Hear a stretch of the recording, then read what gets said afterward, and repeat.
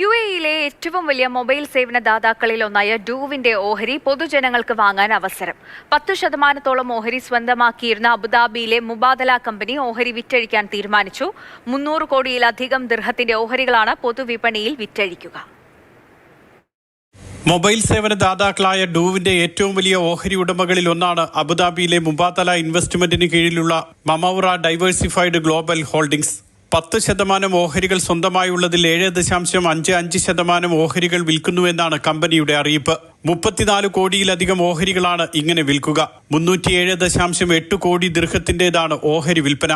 9 ദിർഹം മുതൽ 9.9 ദിർഹം വരെയാകും ഓഹരിയുടെ വിലയെന്നാണ് സൂചന. ഈ മാസം 15-നാണ് അന്തിമ വില പ്രഖ്യാപിക്കുക. 2 ഘട്ടങ്ങളിലായി ഈ മാസം 12 വരെയാകും ഓഹരി വിൽപ്പന.